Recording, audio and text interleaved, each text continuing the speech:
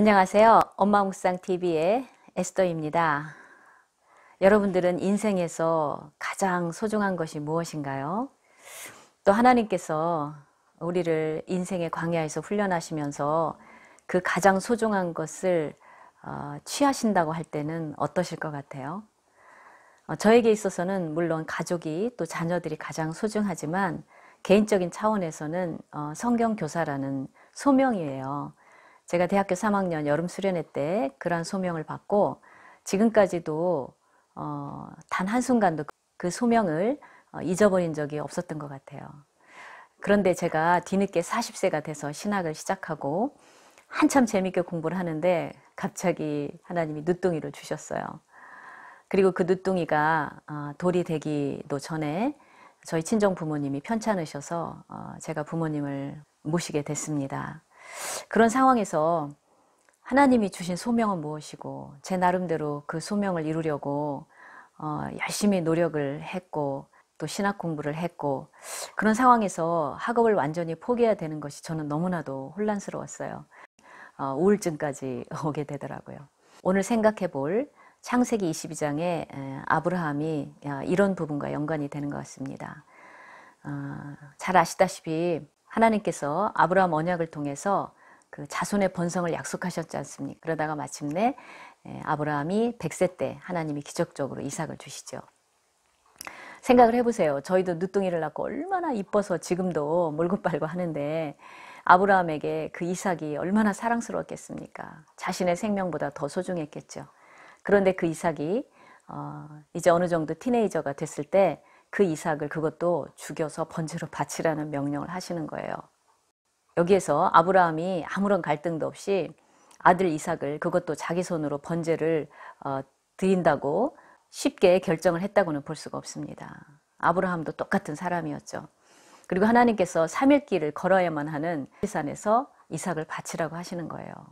그런데 또 하나님께서는 창세기 22장 초반부에 네 아들, 네 독자, 네가 사랑하는 그 이삭을 바치라고 하십니다. 그리고 22장 1절에서 19절까지는 바로 네 아들, 네가 그토록 사랑하는 이삭이라는 그 표현들이 10번이 반복되어 나와요. 하나님이 다 아시면서 테스트를 하시는 거죠.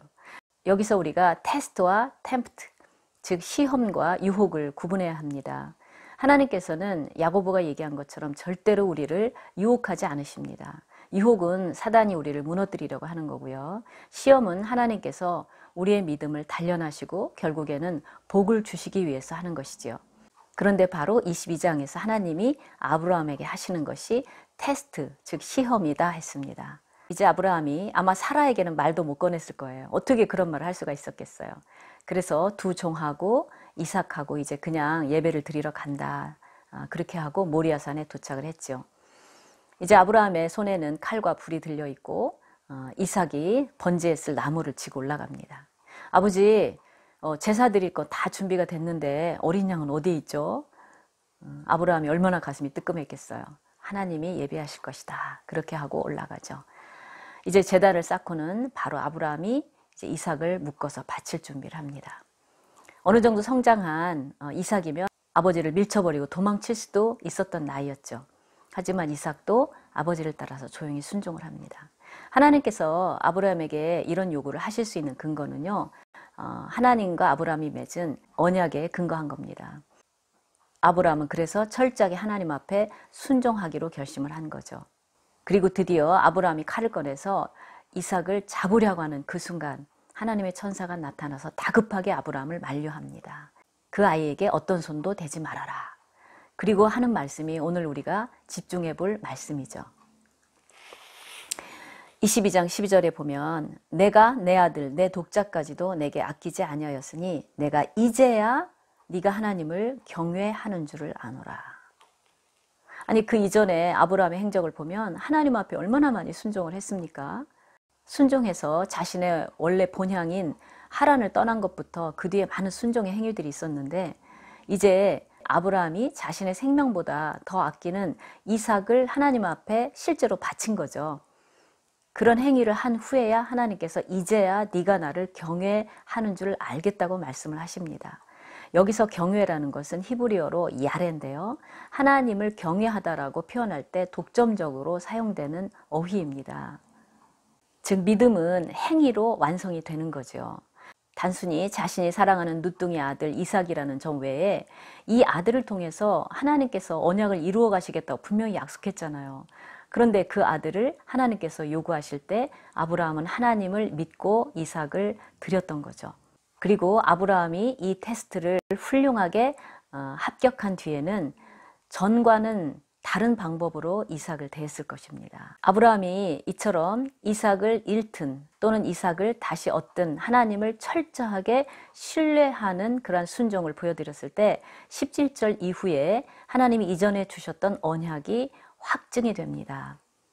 바다의 모래처럼 하늘의 별처럼 그러한 자손들이 이 한 아이를 통해서 번성할 것이고 그 엄청난 자손들이 이 땅의 모든 사람들의 축복의 통로가 될 것이라는 축복이죠. 자, 따라서 여기에서 자신의 자녀들을 향한 하나님의 진심을 우리가 읽을 수 있을 것 같아요.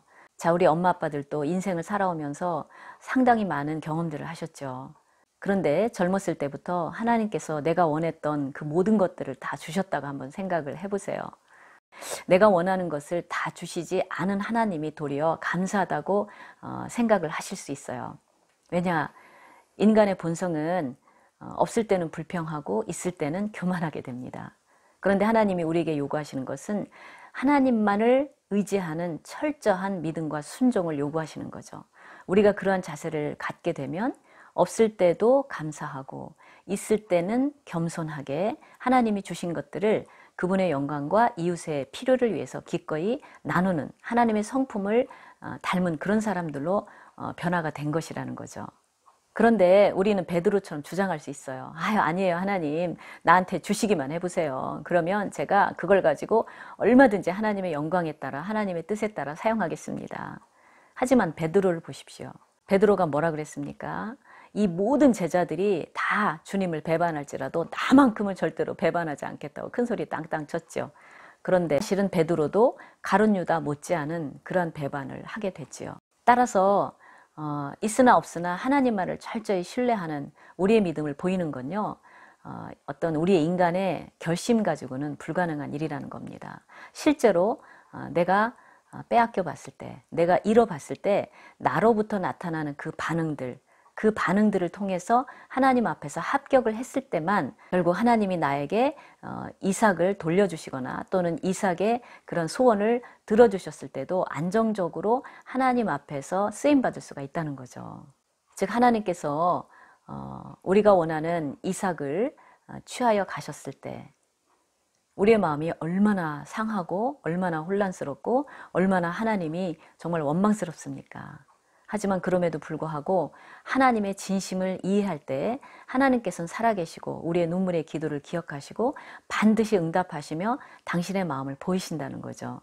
저 역시도 너무나도 어렵게 학업을 마치고 지금은 이제 다양한 티칭 사역을 하고 있는데요. 이러한 말씀 전하는 사역을 하면서 제 마음 깊숙한 곳에서 이건 진짜 하나님의 은혜로 하는 것이지 내 힘으로 하는 것이 아니다 라는 생각을 할 수밖에 없습니다. 저에게는 가장 중요한 이삭이었던 그 소명을 포기하면서 너무나 가슴이 깨어지고 아프고 혼란스러운 그런 시간을 겪었기 때문이 아닌가 생각합니다. 따라서 하나님께서 나에게 이삭을 취하여 가시거나 또는 이삭을 주시지 않는 그러한 것들을 우리가 묵상해 볼 때 그 해답을 오늘 아브라함의 순종에서 찾아볼 수 있지 않을까 싶습니다. 우리가 아무리 하나님을 철저하게 의존한다고 하더라도요, 실제 삶에서 마음이 무너지고 눈물이 나고 정말로 남이 알지 못하는 그런 고통의 시간들을 보내면서 하나님을 의존하는 그런 훈련을 받지 않는 한 누구도 그런 훈련을 머리로만, 책으로만, 결심으로만 되는 것은 아니라고 생각을 합니다. 예레미야 말씀으로 마무리 짓고자 합니다. 너희를 향한 나의 생각은 내가 아나니 재앙이 아니라 곧 평안이요 너희 장래에 소망을 주려 하는 생각이라. 예레미야 29장 11절입니다. 감사합니다.